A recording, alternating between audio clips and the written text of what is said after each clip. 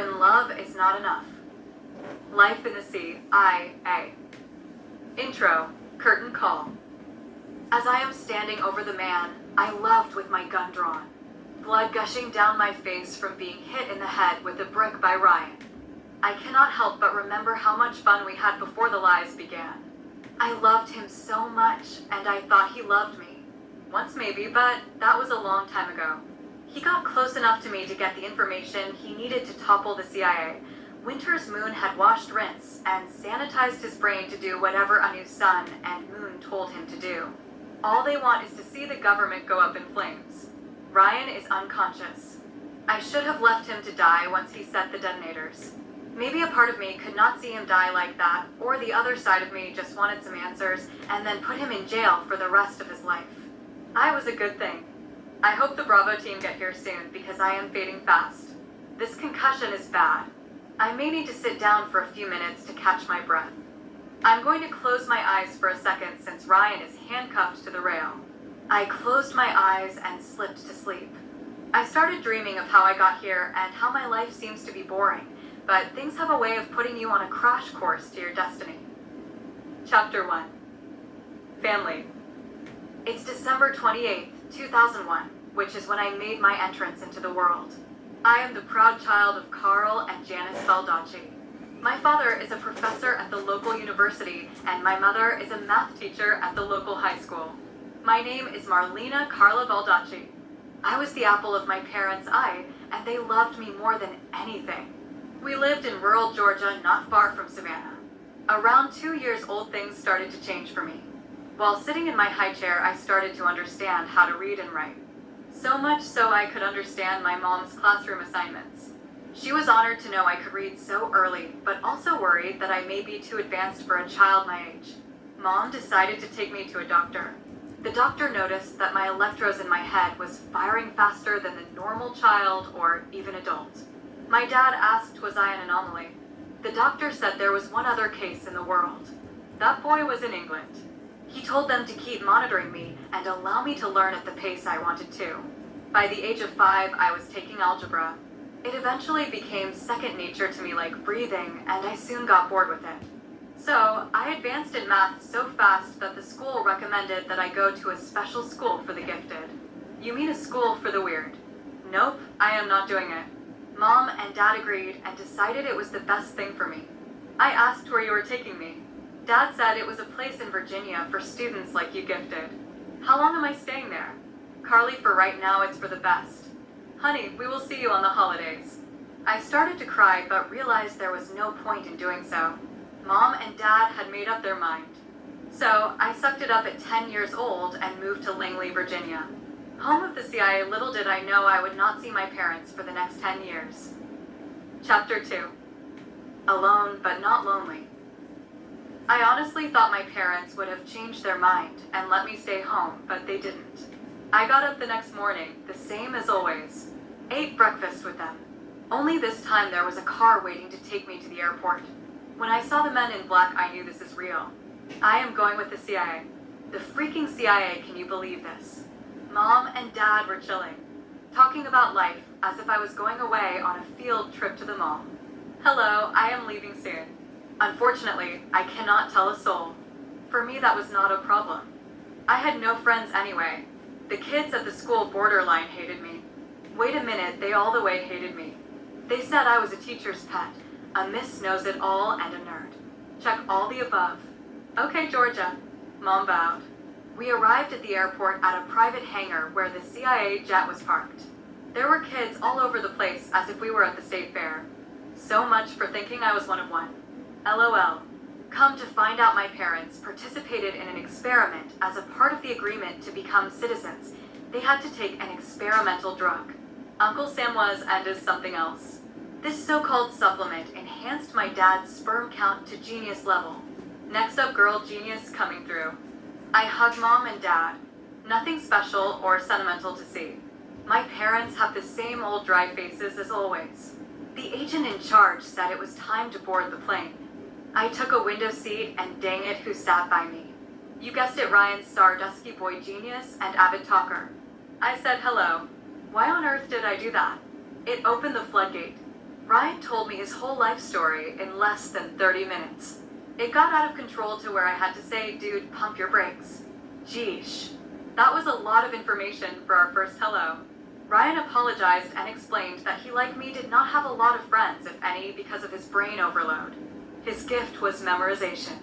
If you saw it, it was stuck in his head forever. So, he always aced the tests, hence the name calling from his classmates, just like me.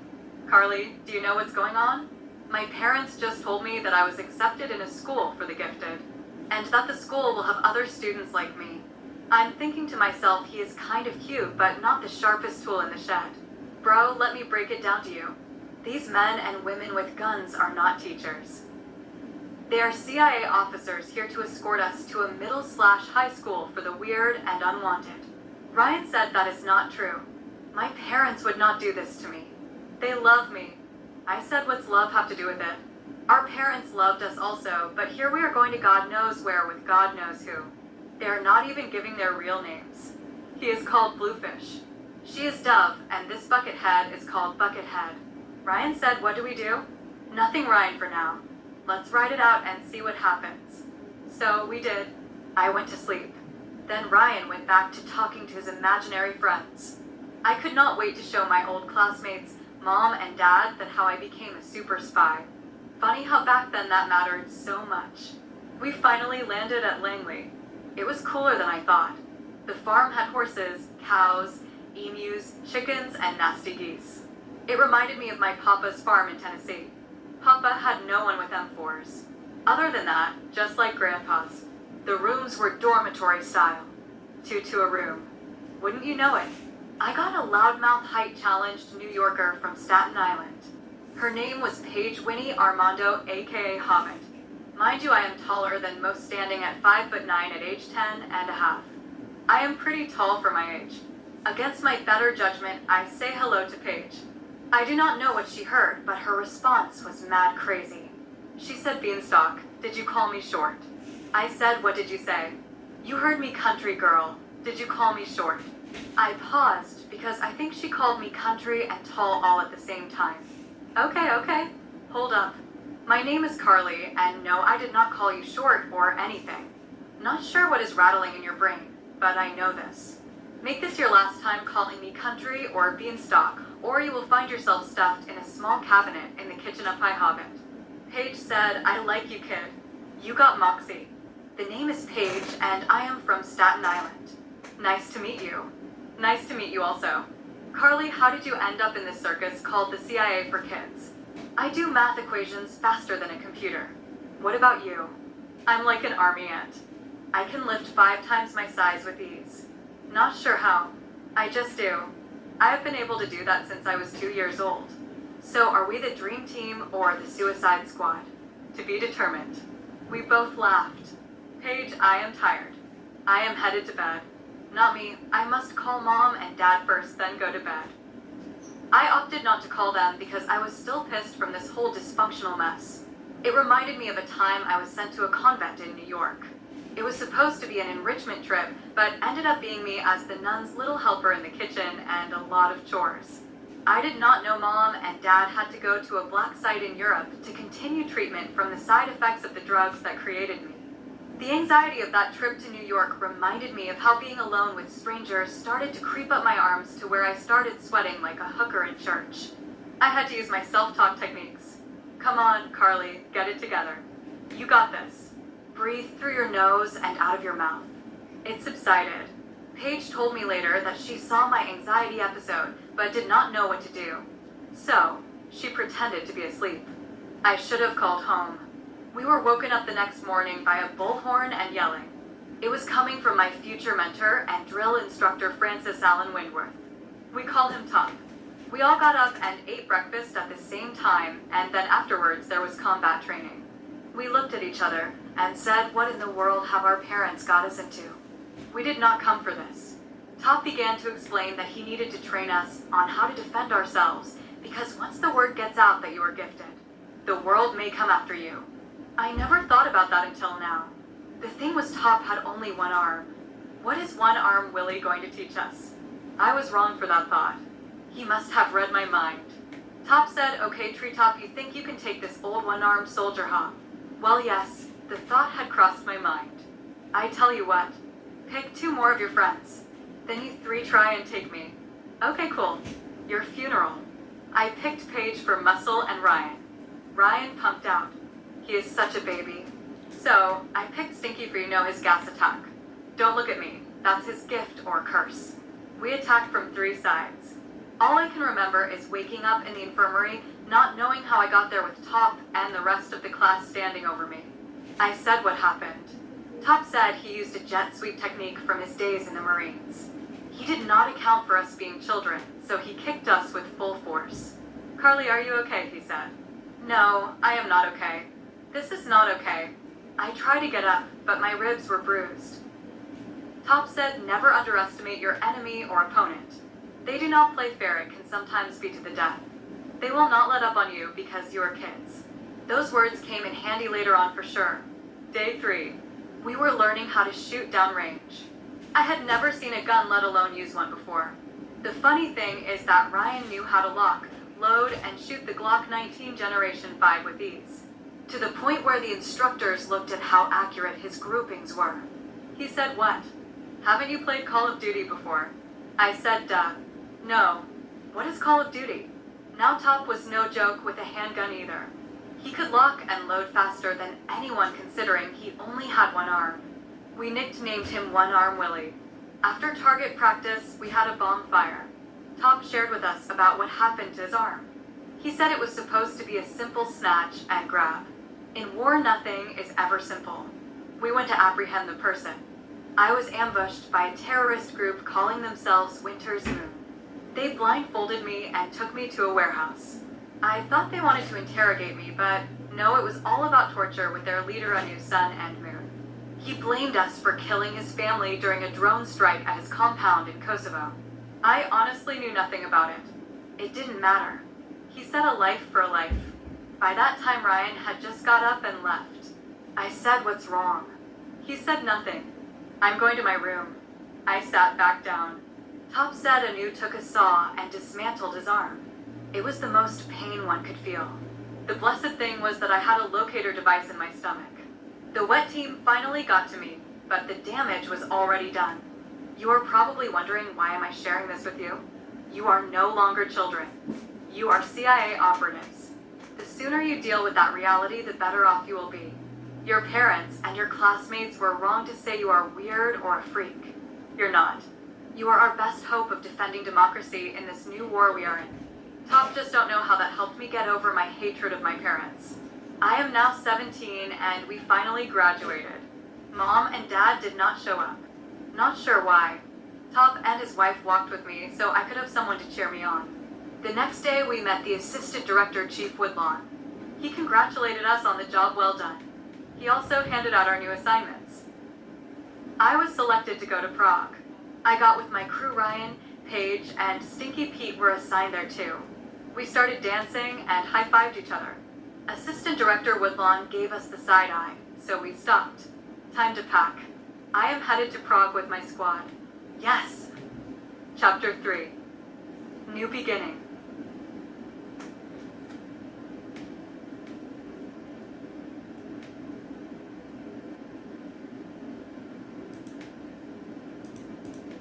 We touched down in Prague. It was amazing. The old buildings, the smell of food, and the people were so friendly and nosy. They asked us what we were doing in the Czech Republic. We said we are studying abroad to broaden our horizons. They bought it for now because there were so many foreign students here. We blended right in. Playtime is over. Time to go to work. Ryan was acting differently, not his normal weird self. I blew it off and focused on what was next. We pulled up to this building that looked condemned on the outside. Paige lost her cool by saying, "Nope, I can't do it. I cannot live in a roach-infested rat turd of a building. I did it in Staten Island. I am not doing it here." I said, "Breathe, girl. Chill out." The driver told us to use the code 1776 to get into the building. Someone will be waiting for you at the desk. We walk inside and the place looked like Trump Plaza. It had marble floors with beautiful furniture, a game room, and all the snacks you could eat. This must be what college would have looked like in Dubai. We lived on the second floor and worked on B2, 2 floors below the basement in the hive. Life was good. Ryan and I finally defined our relationship and became boyfriend and girlfriend. Unfortunately, the CIA was against it. We did not care we were in love. We got an apartment together in the village under an alias, so we could have some sense of normalcy. Sometime later, Ryan began to change a little more. He gave up playing video games. He changed his eating habits and talked to me less and less. He also stopped wanting to go to the apartment. The next day, I snuck up on him while on break, and I noticed some articles showing how the CIA was accused of assassinating certain leaders. I said, "Bro, what's up with this propaganda you looking at?" He turned his head, and the expression on his face said it all. He believed this trash was true. He said the CIA has been lying to us, and we are the bad guys. He also said his eyes have been opened to the truth by a group he has been following the winter's moon. A chill came over my body. No, Ryan. Not the group that almost killed Top. Ryan, this is not you. I love you, and I thought you loved me too. Carly, love is not enough. This is deeper than you think. Instead of turning him in as per protocol, I walked away with tears in my eyes, not believing what I just saw and heard. Not knowing what to do, I called Top. He said, "Carly, is that you? How are things?" I broke down again. He said, "It's Ryan, isn't it?" I said, "How did you know?" "We have been monitoring some strange messages he has been sending to someone in Kosovo.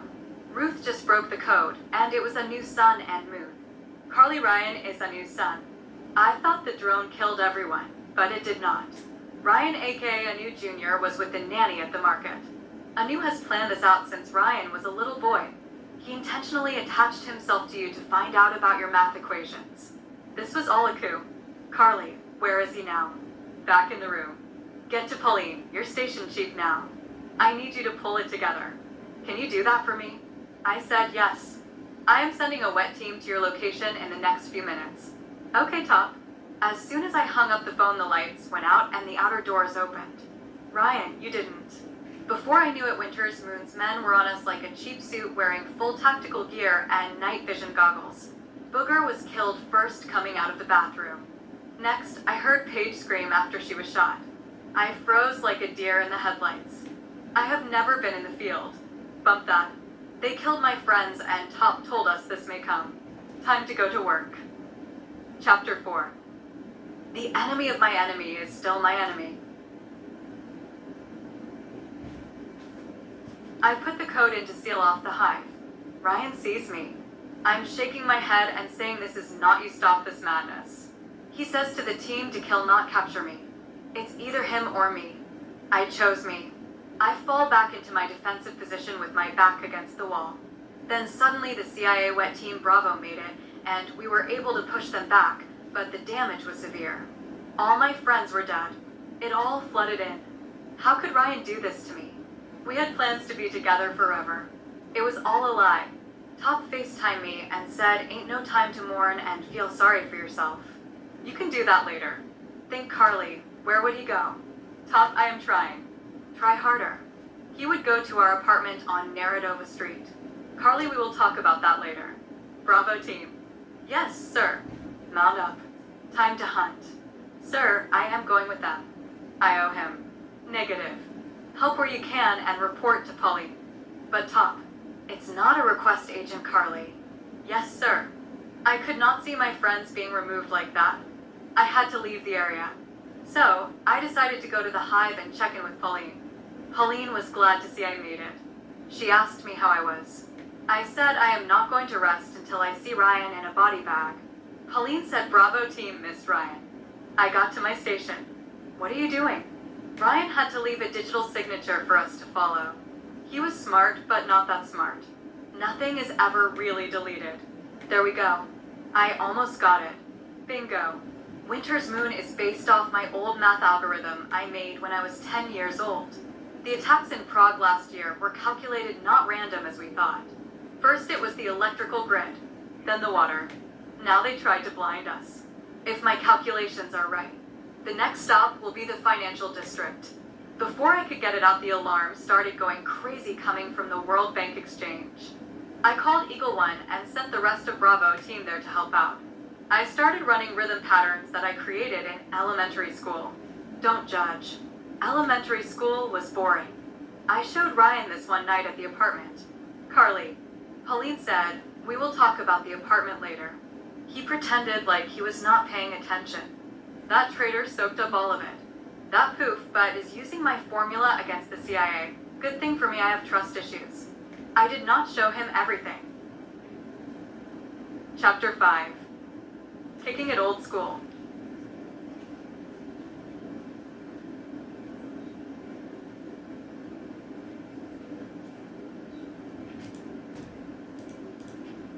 I ran an algorithm I did not show him. I almost got it. Bam in your face, Winter's Moon. It's not about math. It's about chaos in the form of little diversions to get to the big payout. By keeping us running like a chicken with our head cut off stretches our resources so thin they can go after the big lick, which is the World Currency Exchange Bank. They are trying to steal the LL-74 and EMT that can knock out the system at the bank. This is a simple snatch and grab, nothing to do with revenge. What a scam a new sun and moon is. Pauline said we need a plan. I am the plan. They are not expecting the nerd to come in and save the world. If we are honest, I would not expect me to do it either. But here I am the only one left to stop my ex and his crazy family from cashing out and doing God knows what to innocent people. Carly, be careful. Yes, ma'am. I was taught by the best one-arm agent in CIA. You got jokes now. Always watch your six. Comms on ya. No problem. I go and get my gear. A Glock 19, grenades, AR-15 with grenade launcher, and my Daniel Boone knife all check. While driving to 245 Alpha Tango, I could not help from processing that all my friends are dead. Ryan is a terrorist, and how I want to put my knife through his father's chest. On the other hand, we should have waited until he was alone and not killed his family. I make it to the building across from Alpha Tango. Okay, self, what are my options? 1. Rush in and die in a blaze of shame, not accomplishing anything. 2. I wait until they come out with the EMT and pick them off one by one. You know what? What would G.I. Jane do? I calculated the integrity of the building, figured out the weak points, and shot it with my grenade launcher. I missed it by this much. The building collapsed more than I expected. Oops. My bad. Time to see who is left alive. Winter's Moon Wet Team is down. I have not seen Ryan yet. Did that snake crawl out somewhere? Before I could complete my thought, Ryan hit me on the back of my head with a brick. I dropped my AR-15 and fell to my knees trying to get my bearings. Blood was gushing down my face and neck. I could hear Top's voice telling me I was built for this. I could do this. This is what all the training was for. Ryan started popping off saying it was my and the CIA's fault. I said, bro, you were cuckoo for Cocoa Puffs. How is all of this my fault? I just joined the CIA and got to Prague, the same as you. You really don't know. Are you that naive? Ryan, just tell me. Your formula you created as a child was used to give the drone the best possible way to kill my father with the least number of casualties. They killed my mom and little sister on purpose for fear of retaliation. He did not purchase any nerve gas, it was all a lie. Top lied to all of us. I saw the body cam footage. I was deciphering some code for Pauline and opened the wrong thing. I did not believe my father at first, but I saw it was Top leading the charge to kill my family. Then I knew I had to do whatever my father said to destroy the CIA. Ryan, if that is true, why kill all our friends? It's just business, nothing personal. They were all casualties of war. Those words set a fire in me. I found some strength from deep down inside and commenced to opening a can of whoop, but on him. I hit him with so many lefts he begged for my right. Ryan falls to his knees. I grabbed my Glock and pointed it to his dome. I wanted to squeeze the trigger so bad for my brothers in arms, but I could not kill in cold blood. So I hit him and knocked him out. I handcuffed him to the rail. I am out of gas now. I just flopped to the ground hoping help would arrive soon. So here we are back where we started. The blood loss made me delirious. I thought I saw half pint before I passed out again. The next day I woke up at the hospital wrapped up tighter than a cocoon. Pauline was there. Top and his wife were there also. Half pint was there alive with broken ribs, but alive. I tried to sit up, but Pauline would not let me. My head was still a little woozy. So, I said, how are you still alive? Long Island baby. I never told you. My old man was a cleaner for the mob. He never slept without wearing Kevlar pajamas special made. He made some for me and my sister. Girl, come and give me a hug. Tears rolled down my face. One for her being alive and two for those we lost. I asked for the room to be cleared. I needed to talk to Top. Carly, are you okay? Nope, Top, far from that. Ryan said to me that this was a planned hit on his family. You had orders to kill, not capture. Tell me he is lying. Carly, that was a long time ago. Top, I need the truth. You owe me that. He is right. Homeland gave the order. Back then, without thought, I just followed what I was told. I was wrong, Carly, and so was the government. I am sorry that it cost your friends their lives. It was not supposed to go like that. What now, Top? We gotta make this right. How do we find and eradicate these cockroaches? For now, you get some rest. Your parents are here to see you. Mom and Dad are here. When? We told them and they flew right over from tape. They just stood there. The last time I saw my parents, I was 10 years old. I am now 20. I wanted to apologize, but they did first. Mom said they let me down by not communicating better. They did not want to be deported back to the mainland, but realized I was more important than living in America. I said all is forgiven. We have the here and now. When I get out, can you stay and visit for a little while? Dad said no. They were only allowed to stay for a couple of hours and get back home.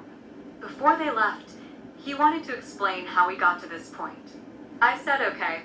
I was a little shocked because my dad did not explain anything. It was his way or the highway. Baba said when they were in university, he and Ma were approached by the agency to be spies for them because the current prime minister had a special kind of hatred for America. They were loyal and said no. Then something happened. The resistance overthrew the government, and our parents were hung in the square for treason. We had no choice but to call Agent Warbuckle for help. This time he had us over a barrel and said that we had to participate in this new experiment called Forever Young for him to get us to America. We relented and said yes.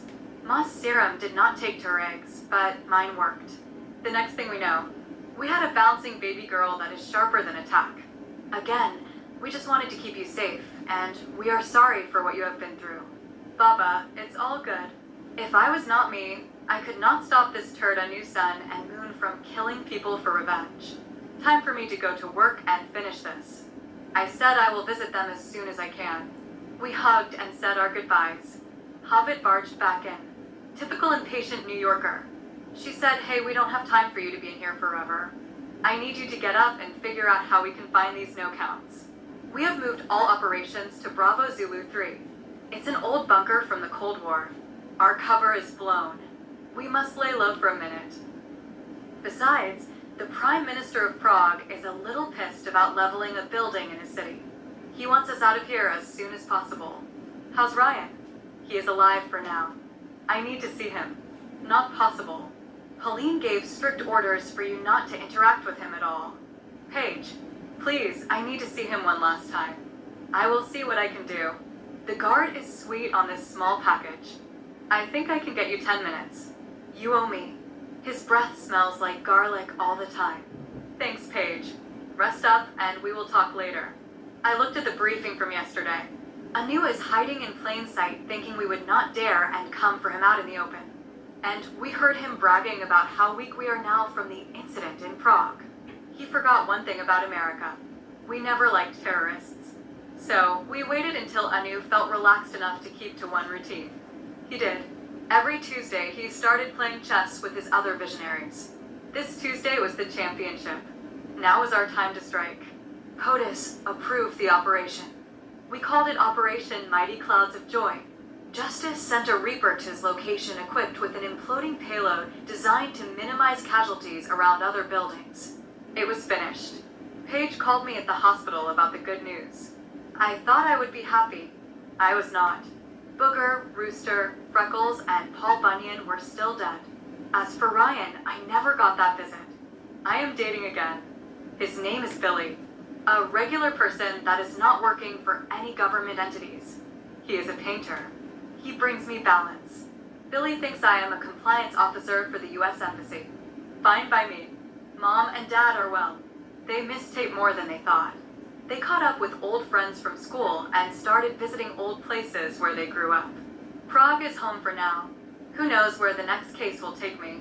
Paige went back stateside and switched to the FBI field office in Manhattan.